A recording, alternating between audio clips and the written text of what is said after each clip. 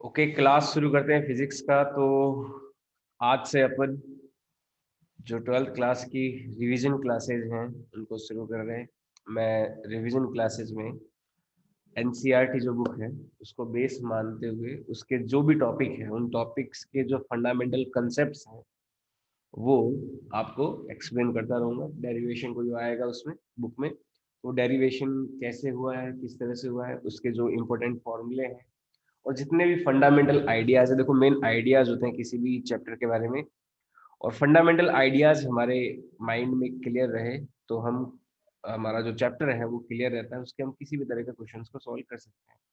तो revision classes का जो पैटर्न है वो इस तरह से चलने वाला है कि एनसीईआरटी तो एक बेस रहा हमारा, एक उसको अपन कंटेंट वाइज उसी को रेफरेंस रखेंगे, और उसके जो टॉपिक्स रहेंगे चैप्टर वाइज, एक दिन में अपन कोशिश करेंगे कि एक चैप्टर पूरा रिवाइज हो जाए और उसके सारे के सारे फंडामेंटल जो आइडियाज है वो डिस्कस हो जाए, जिसमें अगर आपको कोई डाउट आता है तो आप वो पूछिए। और एक दिन पूरा एक चैप्टर रिवाइज करने के बाद में उसके नेक्स्ट डे, जैसे आज अपन फिजिक्स का फर्स्ट चैप्टर जो इलेक्ट्रोस्टैटिक का एनसीईआरटी का रहेगा वो पढ़ेंगे। उसके बाद दूसरे दिन हम पढ़ेंगे, हम एक टेस्ट रखेंगे, सब्जेक्टिव टेस्ट। ठीक है, जैसे कल सब्जेक्टिव टेस्ट रहेगा, कल कोई रिवीजन क्लास नहीं होगी, तो ठीक इसी समय सब्जेक्टिव टेस्ट रहेगा। फिर अगले दिन केमिस्ट्री का एक चैप्टर लेंगे, फर्स्ट चैप्टर, जैसे केमिस्ट्री का सॉलिड स्टेट फर्स्ट चैप्टर ले लेंगे। तो इस तरह से हम पूरा रिवीजन जो है विद इन 1 मंथ कंप्लीट कर चुके होंगे, और सभी जितने भी टॉपिक वाइज टेस्ट है हमारे हर चैप्टर के वो भी पूरे हो जाएंगे। तो उससे हमारा जो सभी टॉपिक्स के प्रति जो ग्रिप है वो और ज़्यादा मजबूत हो जाएगा। तो इस तरह से हमारा रिवीजन क्लासेस का पैटर्न चलेगा। तो हम बेस्ड जो फंडामेंटल आइडियाज है चैप्टर वाइज एनसीईआरटी के वो डिस्कस करेंगे। तो समय ना गवाते हुए जल्दी से शुरू करते हैं। जैसे सबसे पहला चैप्टर है इलेक्ट्रिकल चार्ज एंड फील्ड, ये हमारे एनसीईआरटी का। तो इस चैप्टर में सबसे पहले चार्ज के बारे में इंट्रोडक्शन दिया जाता है कि भाई चार्ज होता क्या है। बहुत जगह देखा जाता है फील्ड, बादलों में इलेक्ट्रिसिटी गरजती है, हमारे घर में भी जो वायर है उसमें करंट चलता है। तो चार्ज हमारे लाइफ का हिस्सा है, अलग अलग जगह हमें देखने को मिलता है। तो इलेक्ट्रिकल चार्ज आके क्रिएट कैसे होता है? तो इलेक्ट्रिकल चार्ज क्रिएट कब होता है? जब कोई न्यूट्रल एटम में से, न्यूट्रल एटम कब होता है? जब उसके अंदर नंबर ऑफ प्रोटॉन जो कि न्यूक्लियस में पाए जाते हैं वो, और नंबर ऑफ इलेक्ट्रॉन जो न्यूक्लियस के चारों चक्कर लगाते हैं, जब वो बराबर होते हैं तो कोई एटम एक न्यूट्रल एटम होता है। लेकिन उसमें जब इलेक्ट्रॉनों की कमी हो जाती है, इलेक्ट्रॉनों की कमी कैसे होती है? मान लो वो इलेक्ट्रॉन डोनेट कर दे, तो उसमें क्या होता है? इलेक्ट्रॉनों की कमी हो जाती है। तो जब इलेक्ट्रॉन डोनेट करता है तब उसमें इलेक्ट्रॉनों की कमी हो जाएगी और प्रोटोनों की ज़्यादा हो जाएगा, एक्सेस हो जाएगा, प्रोटॉन ज़्यादा हो जाएंगे तो नेट पॉजिटिव चार्ज आ जाता है। और रिवर्स प्रोसेस, अगर मान लो वो इलेक्ट्रॉन गेन करे, इलेक्ट्रॉनों को ले, तो उस समय उसमें क्या होगा? नेगेटिव चार्ज आ जाएगा उस एटम के ऊपर। तो इस तरह से चार्ज फॉर्मेशन होता है। और चार्ज फॉर्मेशन या फिर चार्जिंग के कई सारे तरीके होते हैं। जैसे फ्रिक्शन होता है, जैसे सिल्क और ग्लास रॉड को अगर रब किया जाता है तो फ्रिक्शन से क्या होता है? फ्रिक्शन से हीट जनरेट होती है, और ये हीट अगर मान लीजिए वर्क फंक्शन हम फोटो इलेक्ट्रिक इफेक्ट में पढ़ते हैं कि भाई किसी इलेक्ट्रॉन को उसके एटम के न्यूक्लियस के अट्रैक्शन बॉन्ड से ब्रेक करने के लिए, यानी कि उसकी जो पोटेंशियल एनर्जी, इलेक्ट्रोस्टैटिक पोटेंशियल, उससे बाहर निकालने की जो रिक्वायर्ड वर्क होता है वो क्या कहलाता है? उसका वर्क फंक्शन कहलाता है। तो फ्रिक्शन से भी क्या होता है? हीट जनरेट होती है, और ये हीट जब वर्क फंक्शन के बराबर हो जाती है तो वो इलेक्ट्रॉन क्या होता है? उस न्यूक्लियस के इन्फ्लुएंस से बाहर आ जाता है। तो फ्रिक्शन एक बेसिक चार्जिंग का तरीका है, चार्ज का एक फिनोमेना है, प्रोसेस है। तो फ्रिक्शन एक चार्ज का प्रोसेस रहता है। ठीक है, सिल्क, नायलॉन, ये ग्लास, कई कई तरह के रहते हैं। और भी चार्ज करने के जो तरीके होते हैं वो इंडक्शन रहता है ना। इसके अलावा कंडक्शन रहता है, चार्ज फ्लो करा के इंड्यूस करा सकते हैं अपन। जैसे एक चार्ज के पास में दूसरा चार्ज लेके आए, पॉजिटिव के एक कोई न्यूट्रल चार्ज, कोई भी मान लो सिलेंडर है या फिर स्फीयर है, उसके पास कोई दूसरा चार्ज बॉडी लेके आए तो उसमें चार्ज इंड्यूस हो जाएगा। फिर उसको अर्थिंग किया, तो अर्थिंग करेंगे तो इसमें केवल जैसे इधर मान लो पॉजिटिव स्क्वायर लेके उधर नेगेटिव चार्ज इंड्यूस होगा, तो अर्थिंग जब करेंगे तो नेगेटिव चार्ज उसमें रह जाएगा, अपोजिट चार्ज वाला रह जाता है। क्यों? क्योंकि अपोजिट चार्ज को होल्ड करने के लिए दूसरा वाला चार्ज बैठा रहता है। जैसे मान लो एक तरफ तो अपन क्या ला रहे हैं, पॉजिटिव कोई स्फीयर लेके आए और दूसरी तरफ क्या है, कोई न्यूट्रल स्फीयर है। तो यहाँ पे पॉजिटिव स्फीयर लेके आएंगे तो इस पे नेगेटिव चार्ज इंड्यूस होगा, और अर्थिंग करेंगे तो अर्थ ऐसी एक जगह होती है, अर्थिंग का मतलब क्या है, या तो बहुत सारे इलेक्ट्रॉन अर्थ में भेजे जा सकते हैं या फिर जितने मर्जी चाहे इलेक्ट्रॉन वहां से लिए भी जा सकते हैं। ठीक है, तो ये अर्थिंग का कंसेप्ट होता है। अर्थ जो है ना, अर्थ एक ऐसी जगह है जहाँ पे बहुत सारे इलेक्ट्रॉन या तो दे दो या फिर वहां से बहुत सारे इलेक्ट्रॉन ले लो। जैसे देखो, मैं ये स्फेयर वाला जो एग्जांपल अपन समझ रहे हैं इसको मैं बताता हूँ। जैसे दो स्फेयर है। हम्म। अर्थिंग तो रिक्वायर्ड रहती है। मान लो देखो, ये एक पॉजिटिव चार्ज का स्फेयर लेके आए। ठीक है, ये पॉजिटिव चार्ज का स्फेयर है। अब इस पॉजिटिव चार्ज के स्फेयर को इसके पास में लेके आएंगे तो यहाँ पे तो नेगेटिव चार्ज इंड्यूस हो जाएगा और इसका पॉजिटिव चार्ज इधर आ जाएगा। इंडक्शन इस तरह से होता है ना। जब आप अर्थिंग करोगे ना, अर्थिंग करोगे तो इसमें देखो पॉजिटिव चार्ज का स्टे होना एक अनकंफर्टेबल सिचुएशन, ऐसा समझ सकते हो। पॉजिटिव चार्ज का स्टे होना यहाँ पे एक फेवरेबल कंडीशन नहीं है। तो ये क्या करेगा, ये जो आपका ऑब्जेक्ट होगा ये अर्थ से इलेक्ट्रॉन ले लेगा, या फिर अर्थ का जो पोटेंशियल है वो जीरो माना जाता है ना। तो ये जो स्फेयर है, ये स्फेयर अपना पोटेंशियल अर्थ के पोटेंशियल के बराबर करने के लिए क्या करेगा, यहाँ से इलेक्ट्रॉन लेगा। और अच्छे से समझिए, जैसे इस पे पॉजिटिव चार्ज है मान लो 10 वोल्ट का। ठीक है, अब इस 10 वोल्ट ने यहाँ पे क्या इंड्यूस कर दिया, कोई 10 वोल्ट चार्ज इंड्यूस कर दिया ना, है ना। लेकिन उस 10 वोल्ट को न्यूट्रलाइज करने के लिए, जब क्योंकि हम अर्थिंग जब करेंगे, अर्थिंग जब करेंगे तो ये 10 वोल्ट का जो चार्ज है मान लो, क्योंकि ये बहुत पास में ही है, तो इस 10 वोल्ट के चार्ज को न्यूट्रलाइज करने के लिए, क्यों, क्योंकि हमने अर्थिंग की है, तो अर्थिंग की है तो इसका भी क्या होना चाहिए, पोटेंशियल जीरो होना चाहिए। पोटेंशियल जीरो होने के लिए अब क्या होगा, इस पे नेगेटिव चार्ज आएगा। तो नेगेटिव चार्ज इस तरह से आएगा कि इस पे भी कितना कितना पोटेंशियल आ जाए, इस नेगेटिव चार्ज की वजह से -10 वोल्ट आ जाए। जो नेगेटिव चार्ज आया ना यहाँ पे इस स्फीयर पे, उस नेगेटिव चार्ज की वजह से इस स्फीयर पे कितना वोल्टेज आ जाएगा, -10 वोल्ट आ जाएगा।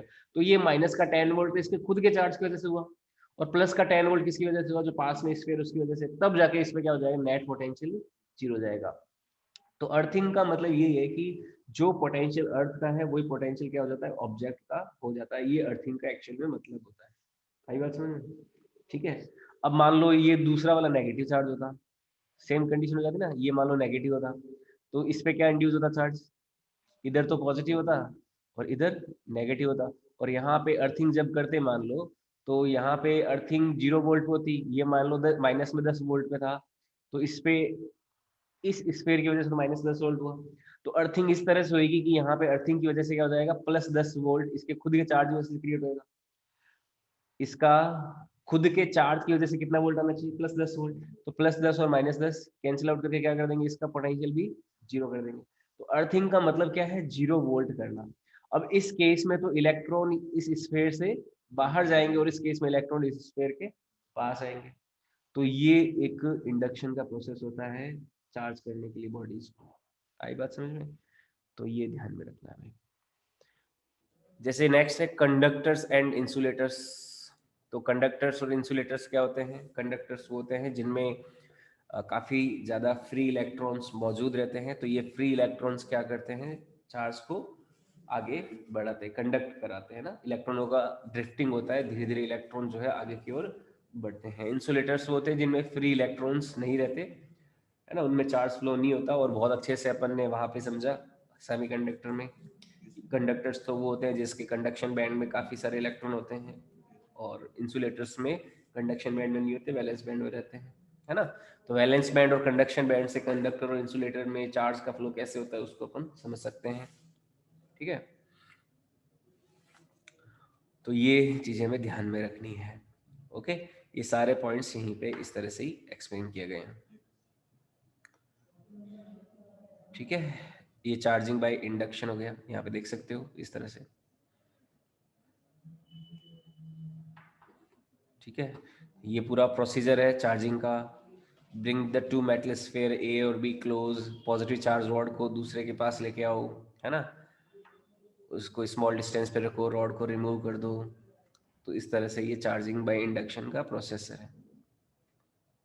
ओके, जैसे ये सवाल है कि how can you charge a metal sphere positively without touching it, इसको टच किए बिना कैसे कर सकते हो। तो वही देखो, ये न्यूट्रल है, इसके पास क्या लाए, नेगेटिव चार्ज लाए, उसको क्या कर दिया, ग्राउंड कर दिया।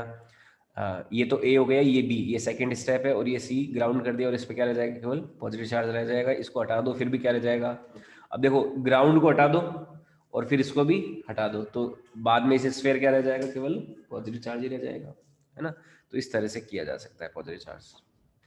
Basic properties of electrical charge क्या है, पहली प्रॉपर्टी एडिटिव नेचर होती है। एडिटिव यानी कि अगर कोई दो चार्ज है तो उनको ऐड किया जा सकता है, पॉजिटिव नेगेटिव ऐड करेंगे तो एक दूसरे को सब्ट्रैक्ट कर देंगे, पॉजिटिव पॉजिटिव जुड़ जाएंगे, नेगेटिव नेगेटिव ऐड हो जाएंगे, तो एडिटिव प्रॉपर्टीज होता है। चार्ज कंजर्व्ड रहता है, इस नेचर का कम जो पूरा चार्ज है वो कंजर्व्ड है। चार्ज ना तो क्रिएट किया जाता है ना ही उसे डिस्ट्रॉय किया जा सकता है, टोटल चार्ज जो हमेशा कंजर्व रहता है, ठीक है। तो ये चार्ज कंजर्वेशन एक थ्योरी हमें ध्यान में रखनी है। क्वांटाइजेशन ऑफ चार्ज क्या कहता है कि चार्ज जो है वो छोटे छोटे टुकड़ों में एग्जिस्ट करता है, और जो स्मॉलेस्ट चार्ज होता है वो चार्ज किसका होता है, एक इलेक्ट्रॉन का चार्ज होता है। और ये किस एक्सपेरिमेंट से पता चलता है, मिलिकन मुरी ऑयल ड्रॉप एक्सपेरिमेंट से दिया गया था, है ना। मिलिकन मुरी ने जब ऑयल ड्रॉप एक्सपेरिमेंट किया था तो उससे ये बताया था कि वो जो चार्ज जो है वो क्वांटाइजेशन होता है चार्ज का, और चार्ज की जो स्मॉलेस्ट वैल्यू है क्वांटा है। क्वांटा क्या होता है, क्वांटा स्मॉलेस्ट टुकड़ा होता है ना, जैसे एनर्जी का स्मॉलेस्ट क्वांटो फोटोन होता है लाइट के लिए, है ना। तो उसी तरह से चार्ज का भी स्मॉलेस्ट जो क्वांटो होता है वो चार्ज ऑफ इलेक्ट्रॉन होता है। तो क्यू बराबर क्या हो जाएगा, एन टाइम्स ऑफ ई, यानी कि जो इलेक्ट्रॉन का चार्ज है उसका मल्टीपल इंटीजर होगा, किसी भी चार्ज की अगर वैल्यू होगी वो इलेक्ट्रॉन के चार्ज के मल्टीपल इंटीजर के बराबर होगी। यहाँ पे एन की वैल्यू 1 2 3 4 5 ऐसे, है ना। किसी पे ई हो सकता है 1.5 ई कभी भी चार्ज नहीं हो सकता, है ना। 2 ई हो सकता है, 2.5 ई नहीं हो सकता। तो ये क्वांटाइजेशन ऑफ चार्ज एक चार्ज की प्रॉपर्टी है। तो additive property, conservative conservation, charge का कंजर्वेशन, या फिर क्वांटाइजेशन प्रॉपर्टी। तो ये क्वांटाइजेशन ऑफ चार्ज हो जाता है। और जो इलेक्ट्रॉन पे चार्ज होता है उसकी वैल्यू कितनी, 1.6 इंटू 10⁻⁻19 गुलाम होती है। ओके, ये ध्यान में रखना है। और आपको क्या करना है, ये एक बार जैसे आज आप जाते ही क्या करोगे, रीडिंग करोगे इसकी, एनसीईआरटी की लाइन टू लाइन रीडिंग भी साथ साथ में करते रहना। और जो क्वेश्चंस है इन क्वेश्चंस को भी अटेम्प्ट करोगे, इसी तरह से तैयारी करनी। जैसे आज फिजिक्स ही पढ़नी है आपको, केमिस्ट्री पढ़नी नहीं है, या फिजिक्स या बायो या फिर मैथ्स पढ़नी होगी, तो फिजिक्स को ही आज जाके टारगेट रखना ताकि कल आप इसके अच्छे से टेस्ट में क्वेश्चन अटेम्प्ट कर पाओ, ठीक है।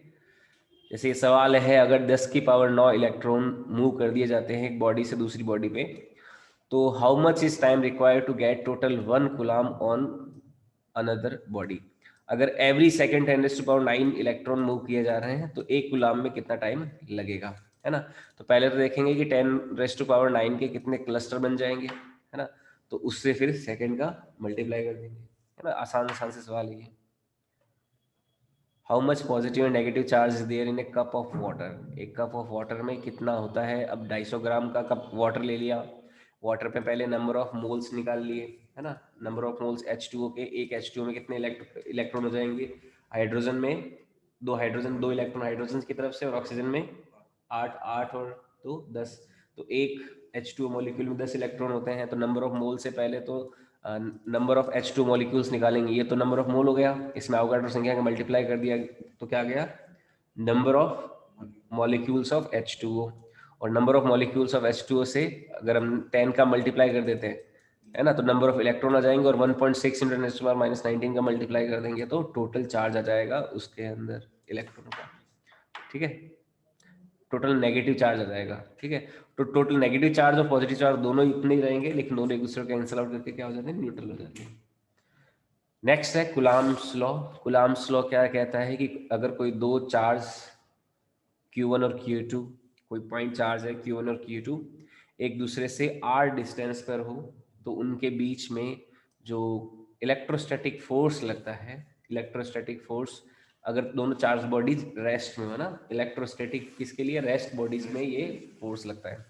तो इस फोर्स की वैल्यू क्या हो जाती है, Q1 Q2 upon r square, इसके प्रोपोर्शनल होता है, प्रोपोर्शनलिटी का साइन हटता है तो K आ जाता है। तो ये फॉर्मूला क्या बन जाता है, F is equal to K Q1 Q2 upon R square, ठीक है। तो ये ध्यान में रखना, ये है कुलाम्स लॉ। और ये कुलाम्स लॉ आया कैसे था, जो टॉर्सन बैलेंस नाम का एक एक्सपेरिमेंट था, एचसी वर्मा में आपको मिल जाएगा अगर आपको पढ़ना हो तो। टॉर्सन बैलेंस नाम का एक एक्सपेरिमेंट था, उस एक्सपेरिमेंट से कुलाम ने इस फॉर्मूले को बनाया। ठीक है, आई बात समझ में? तो के Q1 Q2 upon R square, और यहाँ पे के की वैल्यू कितनी, के की वैल्यू 9 इंटू 10⁻⁹ रहती है, और यहाँ पे के को हम लिख सकते हैं 1/4 पाई एप्सिलॉन नॉट, और एप्सिलॉन नॉट क्या कहलाती है, permeability of free space, permittivity of free space. और परमिएबिलिटी ऑफ फ्री स्पेस किस में आ जाता है, मैग्नेटिज्म, है ना, उसमें म्यू नॉट को परमिएबिलिटी ऑफ फ्री स्पेस बोलते हैं, इसको बोलते हैं परमिटिविटी ऑफ फ्री स्पेस।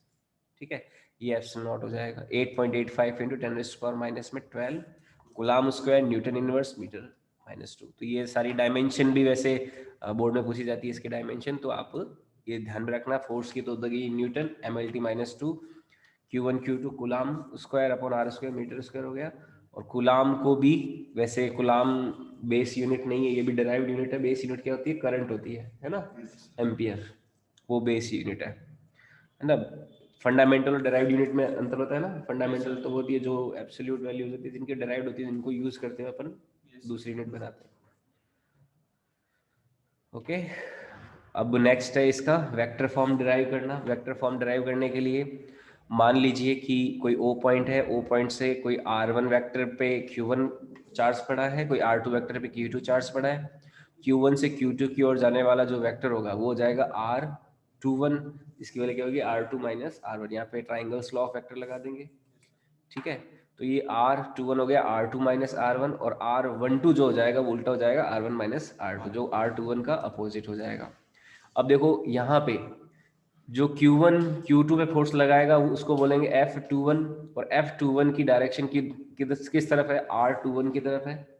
और इसी तरह से F12 की डायरेक्शन क्या है, R12 की तरफ है।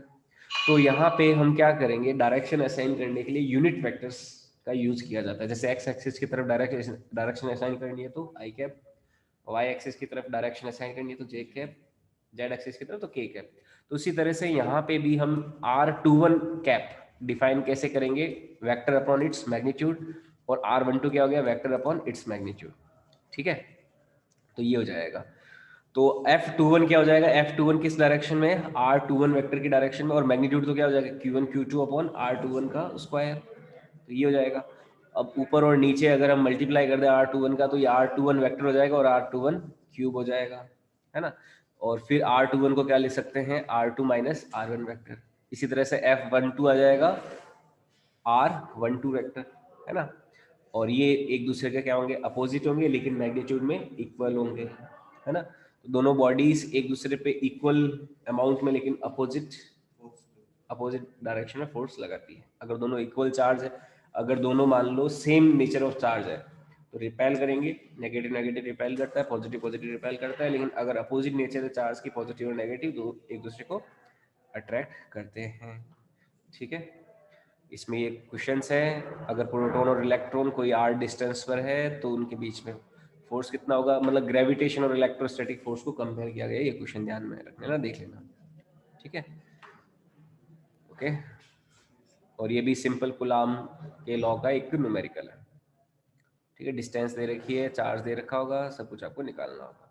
Okay, forces between multiple charges, अगर मल्टीपल चार्जेस का केसेस हो, बहुत सारे चार्जेस हो, तो उस केस में फोर्सेस कैसे निकालते हैं हम, एक उस चार्ज से लगने वाले जितने भी फोर्सेस हैं उनको क्या कर देते हैं, वेक्टर सम कर देंगे, है ना।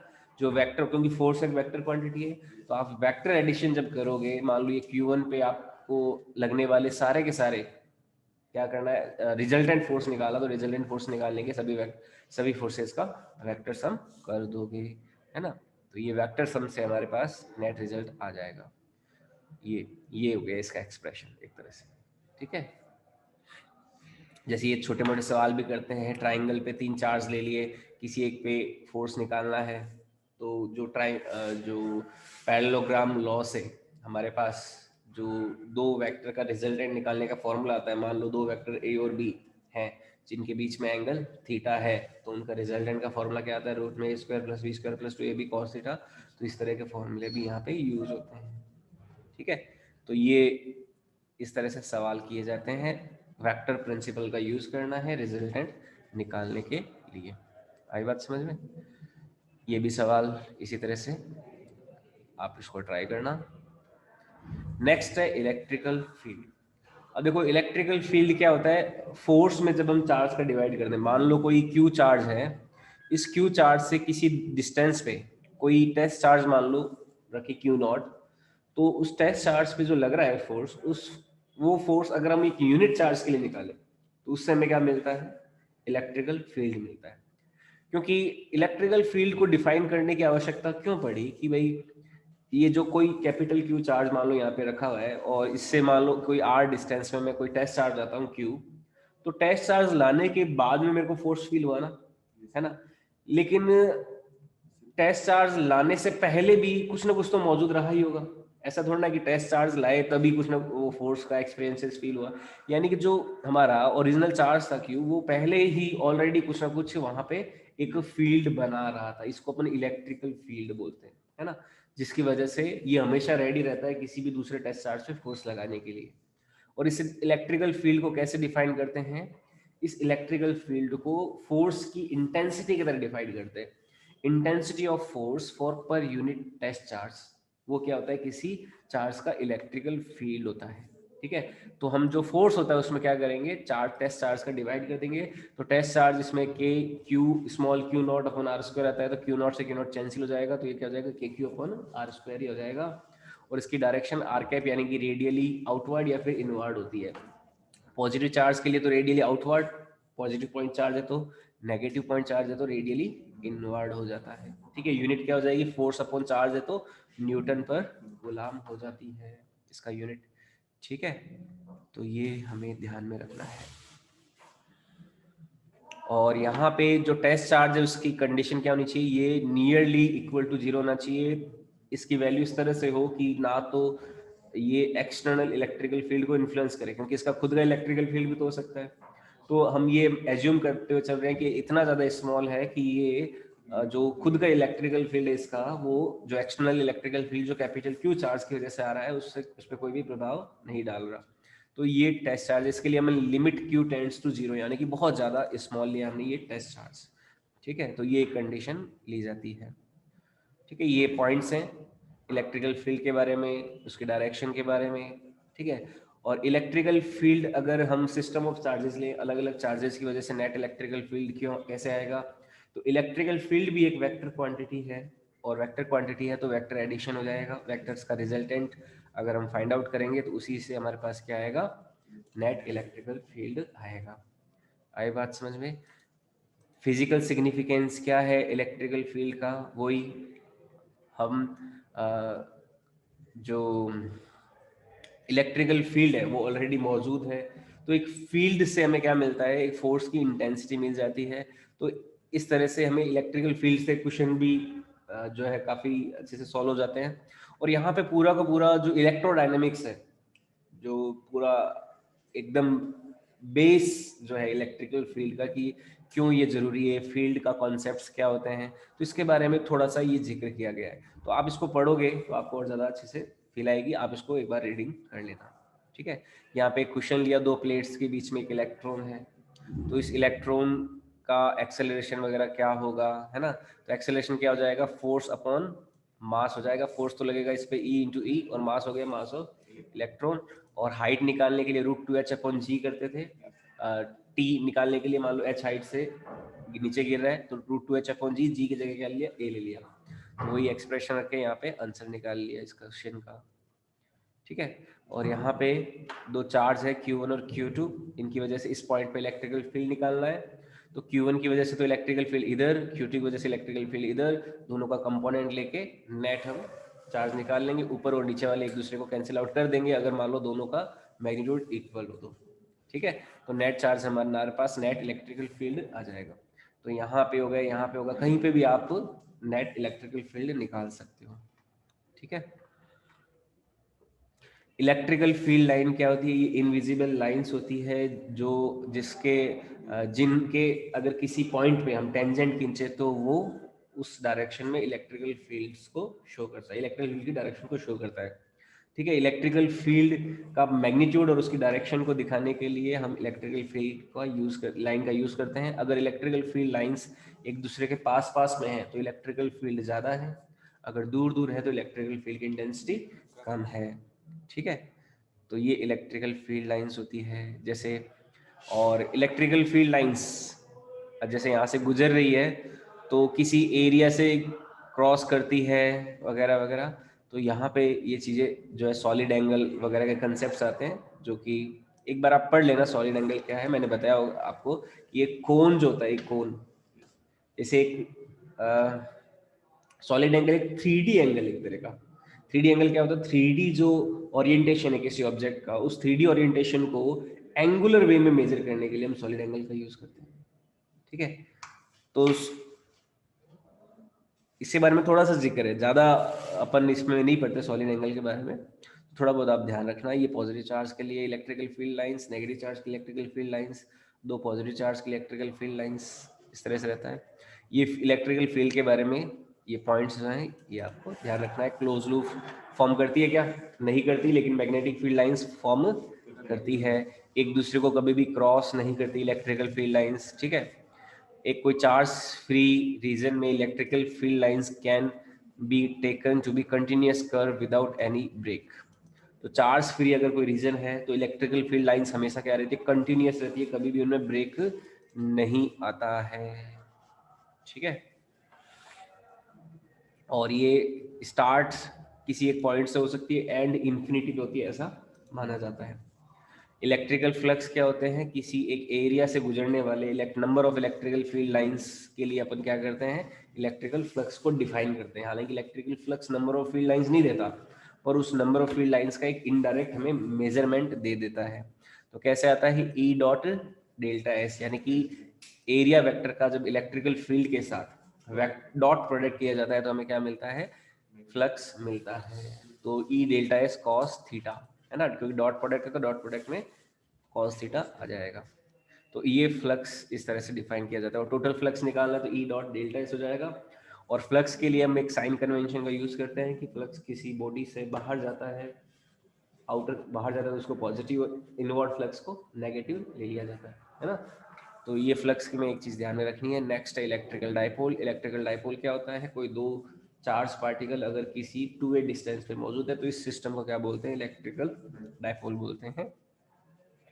और इसके लिए हम इलेक्ट्रिकल फील्ड निकालते हैं एक तो एक्सिस पोजीशन पे, जैसे ये क्यू और क्यू दो चार्ज है, इस पे मान लो सेंटर से कोई आर डिस्टेंस पे कोई पी पॉइंट लिया, वहां पे हमें इलेक्ट्रिकल फील्ड निकालना, तो उसकी वैल्यू कितनी आती है? 2 kp अपॉन आर क्यूब आता है। पी क्या होता है? Dipole moment. P dipole moment होता है जिसकी वैल्यू कितनी होती है? q इंटू 2a, है ना। चार्ज का मैग्नीट्यूड इंटू उनके बीच की डिस्टेंस का जब मल्टीप्लाई करते हैं तो हमारे पास क्या आता है? डाइपोल मोमेंट आता है। तो के 2 kp अपॉन आर क्यूब तो आता है किससे? एक्सियल पोजीशन पे, और इक्वेटोरियल पोजीशन पे आता है kp अपॉन आर क्यूब केवल, है ना। ठीक है, तो इक्वेटोरियल प्लेन का फिर मैंने आपको किसी थीटा एंगल का भी फॉर्मूला बताया, kp upon R cube root में 3 cos स्क्वायर थीटा प्लस 1, है ना, किसी थीटा एंगल पे। तो वो फॉर्मूला याद करके आप थीटा के किसी भी वैल्यू के लिए इलेक्ट्रिकल फील्ड निकाल सकते हो डाइपोल के लिए। ठीक है, तो ये मेन दो फॉर्मूले, ये डेरिवेशन जो है आ सकता है आपके बोर्ड एग्जाम में। तो 2 kp अपॉन आर क्यूब और minus kp upon R cube, यानी कि यहाँ पे तो डाइपोल मोमेंट की डायरेक्शन होता है एक्सियल पोजीशन के लिए तो, और इक्वेटोरियल पोजीशन पे डाइपोल मोमेंट की डायरेक्शन के अपोजिट होता है। ठीक है, तो p की डायरेक्शन क्या होती है वैसे डाइपोल मोमेंट की? नेगेटिव से positive, from minus Q two plus Q. ठीक है, डाइपोल मोमेंट जो होता है नेगेटिव से पॉजिटिव डायरेक्शन की ओर होता है। ओके, तो ये ध्यान में रखना है। डाइपोल्स का फिजिकल सिग्निफिकेंस क्या है? जो मॉलिक्यूल्स वगैरह होते हैं, है ना, वो भी पोलर मॉलिक्यूल्स भी हो सकते हैं, नॉन पोलर भी हो सकते हैं, तो वहाँ पे भी डाइपोल होता है। तो डाइपोल से डाइपोल मोमेंट काफ़ी सिग्निफिकेंस रहता है डाइपोल्स का। ठीक है, ये एक सवाल हो गया डाइपोल मोमेंट का। ओके, कोई अगर dipole uniform external electrical field में है तो उस पर क्या लग सकता है, टॉर्क लग सकता है। टॉर्क की वैल्यू क्या होती है, Q into 2a sin theta, या फिर क्यू इंटू पी क्रॉस ई, है ना। पी क्रॉस ई वाले फॉर्मूले से हम क्या देते हैं, ये पी क्रॉस ई वाले फॉर्मूले से हम टॉर्क की वैल्यू देते हैं। ठीक है, पी क्या हो गया, 2a, two twice of Q into A, और ई इनमें क्रॉस प्रोडक्ट करेंगे तो 2qa e sin थीटा आ जाता है। ठीक है, ये टॉर्क का फॉर्मूला है, पी क्रॉस ई। ओके,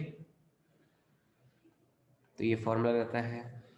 और नेक्स्ट, कंटिन्यूस चार्ज डिस्ट्रीब्यूशन में surface charge density, charge upon surface area, linear charge density, charge upon length, volumetric charge density, charge upon volume. ये अलग अलग चार्ज डेंसिटी होती है जो कंटिन्यूस चार्ज डिस्ट्रीब्यूशन के लिए यूज की जाती है। कंटिन्यूस चार्ज डिस्ट्रीब्यूशन क्या हो गया, जो बहुत बड़ी बॉडीज जो है, जो कंटिन्यूसली लार्ज बॉडीज है, उनके लिए हम इस तरह का चार्ज डेंसिटीज डिफाइन करते हैं।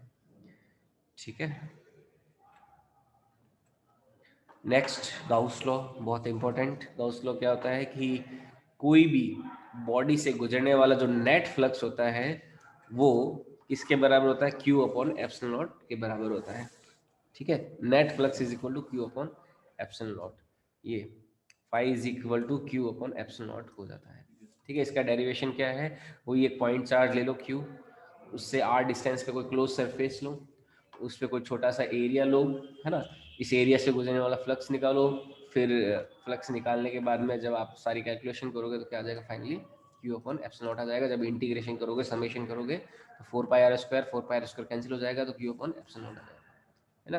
किसी भी क्लोज बॉडी से गुजरने वाले जो इलेक्ट्रिकल फ्लक्स होते हैं, पास होने वाले, वो क्यू अपॉन एप्सिलॉन नॉट होता है। यहाँ पे क्यू क्या होता है, charge enclose in the body, उस बॉडी के अंदर का चार्ज। ठीक है, तो ये हमें ध्यान में रखना है। और इसमें वही साइन कन्वेंशन, बाहर जाता हुआ प्लस, अंदर आता हुआ माइनस। और गाउस लॉ को अप्लाई करने के जो नियम है कि भाई कोई भी क्लोज सरफेस होनी चाहिए, सरफेस में क्लोज हो उस पर लगेगा।